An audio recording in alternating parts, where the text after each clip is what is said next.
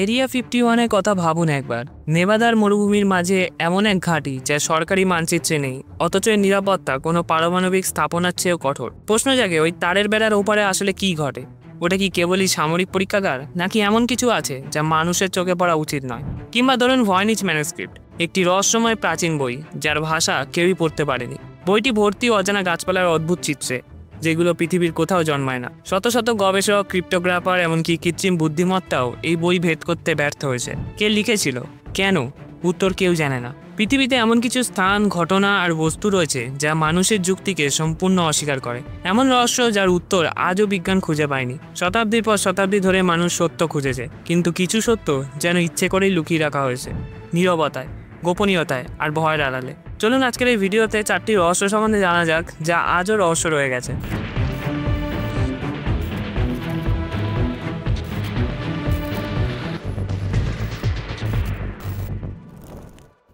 Number 4, Nevada মরুভূমির নির্জন এক প্রান্তে, চারপাশে পাহাড়ে ঘেরা, দাঁড়িয়ে আছে পৃথিবীর সবচেয়ে গোপন ও রহস্যময় জায়গাগুলোর একটি, এরিয়া 51।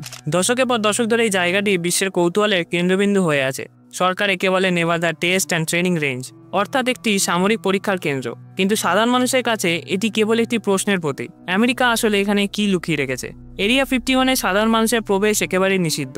এর উপরে আকাশসীমা, যা পরিচিত R4808N বা দ্য বক্স নামে, পৃথিবীর সবচেয়ে কঠোরভাবে নিয়ন্ত্রিত আকাশ এলাকা। কোনো বাণিজ্যিক বিমান তো দূরের কথা, এমনকি সামরিক পাইলটরাও অনুমতি ছাড়া এই অঞ্চলে প্রবেশ করতে পারে না। ঘাটির চারপাশে মাটির নিচে বসানো আছে মোশন সেন্সর, ইনফ্রারেড ক্যামেরা আর রয়েছে অসংখ্য সতর্কীকরণ board. Use of deadly force authorised, অর্থাৎ অনুমতি ছাড়া ঢুকলে গুলি চালানো হতে পারে।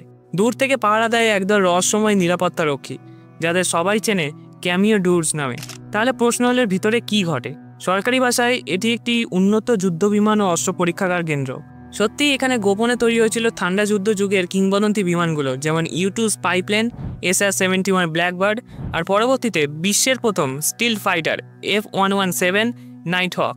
এই প্রকল্পগুলোর গোপনীয়তা এতটাই গভীর ছিল যে যুক্তরাষ্ট্র সরকার 2013 সাল পর্যন্ত এরিয়া 51-এর অস্তিত্বই স্বীকার করেনি। কিন্তু প্রশ্ন তখনও রয়ে যায়, এত দশক পরেও কেন এত গোপনীয়তা? কেন আজ কেউ এর ভিতরের ছবি তুলতে পারে না? এখান থেকেই শুরু হয় অসংখ্য ষড়যন্ত্র তত্ত্ব।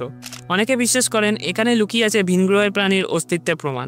1947 সালের রসওয়েল, নিউ মেক্সিকোতে এক অজানা উড়ন্ত বস্তু ভেঙে পড়ার পর তার ধ্বংসাবশেষ এবং মৃত ভিনগ্রহীদের দেহ গোপনে এরিয়া 51-এ নিয়ে আসা হয়, এমনটাই দাবি।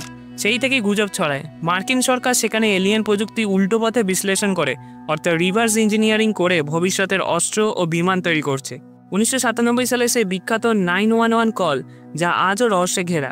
জনপ্রিয় radio show coast to coast AM এর হোস্ট আর্ট বেল একদিন লাইভ সম্প্রচারে একটি কল পান। অপর প্রান্তে থাকা ব্যক্তির কণ্ঠ কাঁপছিল, নিঃশ্বাস ভারী, কথাগুলো ভয় কাঁপা। তিনি বলছিলেন, আমি এরিয়া 51-এর সাবেক কর্মী, এখন পালিয়ে আছি। তিনি আরও বলেন, তারা আমাকে খুঁজে বের করবে খুব শিগগিরই। কিছুক্ষণ পরই তিনি ভিনগ্রহী সত্তা এবং সরকারি ষড়যন্ত্র নিয়ে বলতে শুরু করেন। আর ঠিক তখনই হঠাৎ করে কলটি কেটে যায়, পুরো সম্প্রচার বন্ধ হয়ে যায়, স্যাটেলাইট সংযোগ হারিয়ে যায়, যেন কেউ ইচ্ছাকৃতভাবে সবকিছু বন্ধ করে দিল। কয়েকদিন পর রেডিও স্টেশন জানায় এটা নাকি একটি মজা বা প্রতারণা ছিল, এবং কলার নিজেই নাকি পরে তা স্বীকার করেছে। কিন্তু যারা সেই আসল কলটি শুনেছিল তারা কেউই তা বিশ্বাস করেনি, কারণ কলটি যতটা বাস্তব ততটা আতঙ্কিত শোনাচ্ছিল, যেন একজন মানুষ সত্যিই মৃত্যু ভয়ে কথা বলছে। আজও আমরা জানি না আমেরিকা কি লুকিয়ে রেখেছে এই মরুভূমির বুকে। নাম্বার 3, 2003 সালের একদিন চিলির নির্জন সূর্যগ্রীষ্ম উত্তপ্ত আটাকামা মরুভূমিতে এমন এক বিস্ময়কর আবিষ্কার হয় যা বিশ্বকে কৌতূহলে ভরিয়ে দেয়। মরুভূমির শুষ্ক বালিতে একটি ক্ষুদ্র মমিকৃত কঙ্কাল পাওয়া যায়, মাত্র 6 ইঞ্চির দৈর্ঘ্যে। এর নরম ভঙ্গুর হাড়গুলো মানুষকে মনে করিয়ে দিচ্ছিল রিবকেজ, হাত পা, এমনকি স্বতন্ত্র খুলি। কিন্তু অনুপাত এই বৈশিষ্ট্যগুলো এতটাই অদ্ভুত যে আগে কখনো এমন কিছু দেখা যায়নি। খুলির আকার যা দীর্ঘ এবং সংকীর্ণ, সঙ্গে সঙ্গে কৌতূহল সৃষ্টি করে। এতে কি অন্য গ্রহের কোনো জীবের প্রমাণ হতে পারে? বিশ্বের মানুষের কৌতূহল চরমে পৌঁছায় এবং মিডিয়ায় এটি আটাকামা হিউম্যানয়েড বা সংক্ষেপে চিলি এলিয়েন নামে পরিচিতি পায়। বিজ্ঞানীরা দ্রুত কঙ্কাল পরীক্ষা করতে শুরু করেন এর উৎস বোঝার জন্য। প্রাথমিক পরীক্ষায় দেখা যায় যে হাড়গুলো জেনেটিকভাবে মানবজাতির, যা ব্যাখ্যা দেয় যে এটি সম্ভবত একটি গুরুতর বিকৃত মানব ভ্রূণ। কার্বন ডেটিং দেখায় এটি 40 থেকে 60 বছর আগে মারা যায়, যা প্রত্নতত্ত্বের দৃষ্টিকোণ থেকে সম্প্রতি। কিন্তু এখানে রহস্য আরও গভীর হয়। যদি এটি মানব ভ্রূণ হয়, তাহলে কিভাবে এর ক্ষুদ্র শরীর মরুভূমির কঠিন পরিবেশে দীর্ঘ সময় ধরে এত নিখুঁত অবস্থায় টিকে থাকতে পারে? আর সেই অদ্ভুত আকারে খুলি কেমন করে তৈরি হলো, যার ভাঁজ এবং আকৃতি সাধারণ মানব কঙ্কালের সাথে মেলে না? জিন সিকোয়েন্সিং নিশ্চিত করে যে কঙ্কাল মানব আধুনিক মানুষের সবচেয়ে কাছের। তবুও কিছু বিজ্ঞানী লক্ষ্য করেন যে হাড়ের টিস্যুগুলো জিনগত অনন্যতাগুলো সেই অস্বাভাবিক আকৃতিগুলো সম্পূর্ণভাবে ব্যাখ্যা করতে পারে না। কিছু বৈশিষ্ট্য, সংকীর্ণ খুলি, অস্বাভাবিক জয়েন্টগুলো, আঙুল, ক্ষুদ্রাকৃতির দেহ প্রায় পরিকল্পিত মনে হয়, যেন বিবর্তন কোনো অদ্ভুত পথে এগিয়েছে। বিশেষজ্ঞর মতে একমত হওয়া কঠিন। এটি কি কেবল একটি বিরল ডরফিজম, অর্থাৎ জন্মগত বিকৃতি, নাকি এর পিছনে আছে আরও রহস্য লুকিয়ে? আজও আমরা জানি না এটি কি।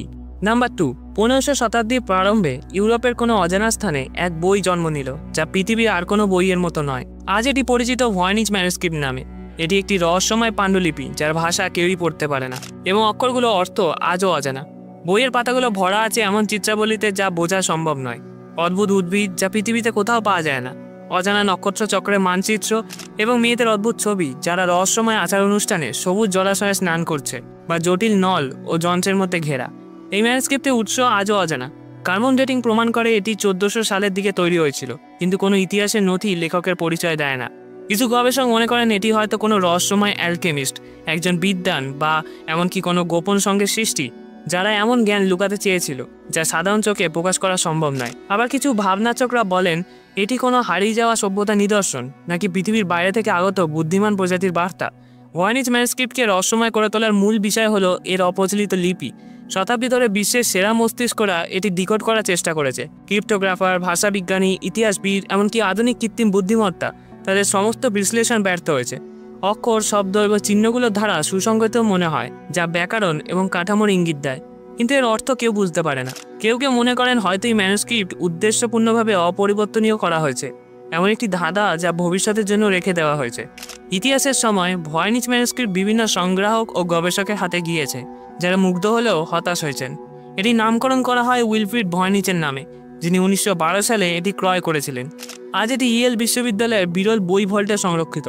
নিরাপদ সংরক্ষণের মধ্যেও এই ম্যানুস্ক্রিপ্ট যেন জীবন্ত, যেমন এটি সঠিক সময় এবং সঠিক মনের জন্য অপেক্ষা করছে, যে কোনো মানুষ যা এখনো জন্মায়নি।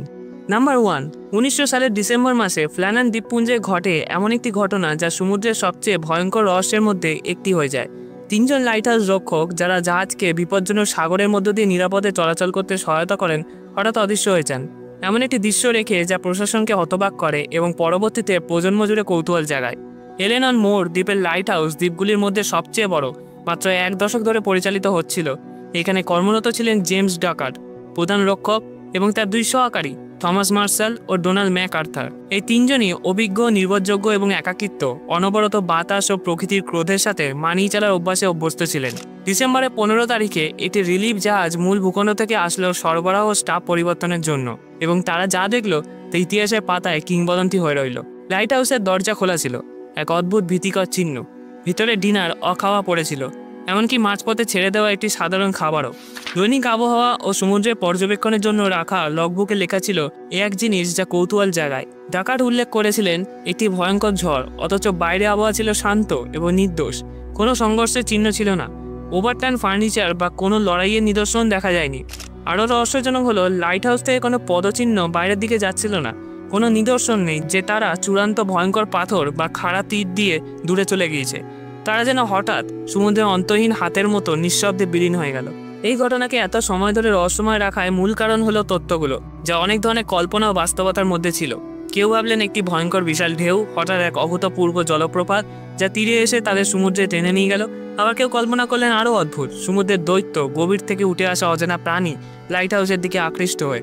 অন্যরা বললেন সম্ভবত ভিনগ্রহের অপহরণ, এমন শক্তি যা মানুষের বোঝার বাইরে। এবং আরও কজন বিশ্বাস করেন অলৌকিক, সমুদ্রের আত্মা, প্রাচীন অভিশাপ অথবা দ্বীপের নিজস্ব রহস্যময় শক্তি তাদের নেয়। দশক কেটে গেলেও কোনো উত্তর পাওয়া যায়নি। ফ্ল্যানান দ্বীপের হোক বা সমুদ্রের অজানা গভীরতার হোক, এই প্রশ্ন ফিসফিস করে যে আমাদের পৃথিবী কতটা অংশ এখনও অদৃশ্য। এই ভিডিওটা যদি ভালো লাগে তাহলে এই ভিডিওগুলো দেখুন, আশা করি ভালো লাগবে। ধন্যবাদ।